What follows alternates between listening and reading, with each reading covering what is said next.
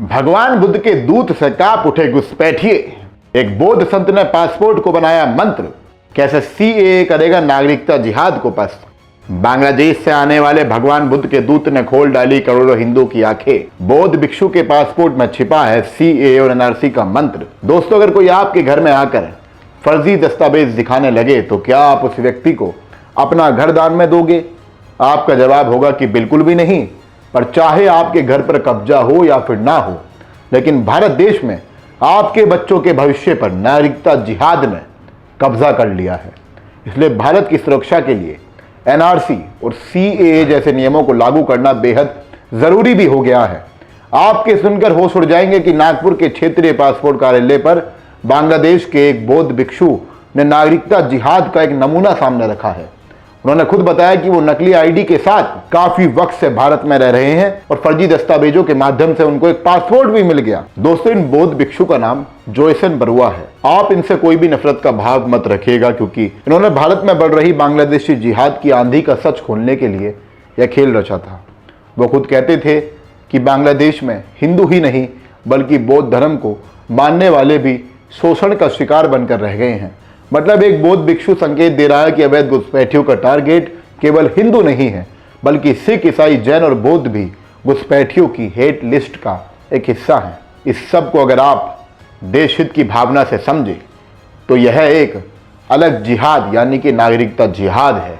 इस वीडियो को पूरा देखने के बाद आपको नागरिकता जिहाद से भारत को क्या खतरा है यह समझ आ जाएगा। इसलिए हर राष्ट्र प्रेमी से मेरा निवेदन है कि इस वीडियो को आखिरी तक जरूर देखें।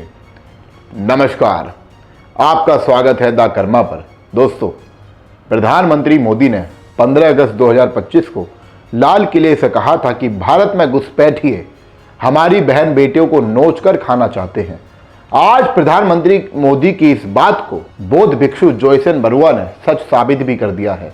आप सोचकर देखिए कि आखिर भारत में अवैध तरीके से रहने वाले बांग्लादेशी मुसलमान भारत को क्या ही नुकसान पहुंचा सकते हैं। तो इसका जवाब है कि जो नुकसान भारत को अमेरिका कभी नहीं पहुंचा सकता है, उससे लाख गुना ज्यादा दर्द यह अवैध बांग्लादेशियों का नागरिकता जिहाद भारत को दे रहा है। अब आपको मैं एक एक करके नागरिकता जिहाद के नुकसान बता देता हूं। पहला नुकसान, आप अपने ही देश में सुविधाओं का फायदा नहीं उठा पा रहे हैं। कल्पना करके देखें कि आप बैंक से लोन लेने के लिए गए और आपने देखा कि वहां पहले से काफ़ी भीड़ मौजूद है, तो हो सकता है कि आपका लोन अप्रूव होने में वक्त लग जाए। वहीं दूसरी ओर एक बांग्लादेशी मुसलमान नकली नागरिकता लेकर भी आपसे ज़्यादा सुखी जीवन भारत में जी सकता है। अगर वो नकली अल्पसंख्यक मुसलमान बनकर भारत में घूम रहा है तो वह अल्पसंख्यकों को मिलने वाली सुविधाओं का भी हकदार हो गया। वहीं दूसरी ओर अगर वो अल्पसंख्यक नहीं भी है तो वो खैरात में भारत के लोगों द्वारा खर्च किए गए पैसों की योजना का मुफ्त लाभ लेगा। अभी तो मैंने आपको केवल एक नुकसान के बारे में ही बताया है। दूसरा नुकसान जो बताने जा रहा हूं वो तो भारत के लिए सबसे बड़ा खतरा है। अगर इसी तरह से ममता बनर्जी और स्टालिन जैसे नेता बांग्लादेशी मुसलमानों को नागरिकता देते रहे तो एक और नोआखली बनने में वक्त नहीं लगेगा। हर दिन एक कसाब पैदा होता रहेगा। यह ही जनसंख्या विस्फोट है, जब भारत में बांग्लादेशी मुसलमानों की जनसंख्या को बढ़ाकर भारत को एक इस्लामिक राष्ट्र बनाने का षड्यंत्र कई भारत विरोधी नेताओं का है। आपको जानकर हैरानी होगी कि एक बांग्लादेशी मुसलमान ने तो खुद कहा था कि वो पहले शेख हसीना के खिलाफ आंदोलन में बैठा था, फिर बाद में पश्चिम बंगाल में आकर ममता बनर्जी की पार्टी तृणमूल कांग्रेस का एक सदस्य बन गया। बंगाल जैसे राज्यों में हिंदू केवल राजनेताओं का प्यादा बनकर रह गया है, जिसको हर बार खतरनाक मछलियों के चारे के रूप में प्रयोग किया जाता है। कई रिपोर्ट पहले ही दिल दहला देने वाली हैं, जिनसे जानकारी मिलती है कि बांग्लादेशी मुसलमान नकली हिंदू पहचान से मासूम हिंदू लड़कियों को जिहाद का शिकार बनाते रहे हैं। इस सब को समझना बहुत आसान है। आपके सामने कोई हिंदू नाम से फर्जी दस्तावेज बनवा कर आ जाएगा तो क्या आप उसकी पहचान कर सकते हो? आप क्या किसी का भी ऐसे एक अवैध बांग्लादेशी की पहचान करना मुश्किल है। एक बड़ा आंकड़ा इसलिए उन हिंदू लड़कियों का भी है जिनके साथ पहचान बदलकर बांग्लादेशी मुसलमानों ने दुष्कर्म किए हैं। लेकिन भारत सरकार इस समस्या से निपटने के लिए सीएए एनआरसी को लाने की बात क्यों ना कर दे। फिर भगवान बुद्ध के दूत जोयसन बरुआ एक बुद्ध भिक्षु ने भी इतना बड़ा संदेश ही क्यों ना दिया हो।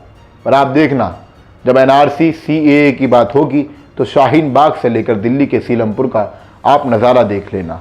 जब सत्य को स्थापित करने की कोशिश की जाएगी तो विक्टिम कार्ड की भीड़ देशभक्ति की हर मिसाल को नाकाम कर देगी। अंत में आप लोगों से भी मेरा एक सवाल है कि भारत भूमि पर चल रहे नागरिकता जिहाद को लेकर आप क्या सोचते हैं? क्या आपको लगता है कि CAA-NRC से ही इस षड्यंत्र को समाप्त किया जा सकता है? अगर हाँ तो अपनी प्रतिक्रिया हमें कमेंट करके ज़रूर बताएं।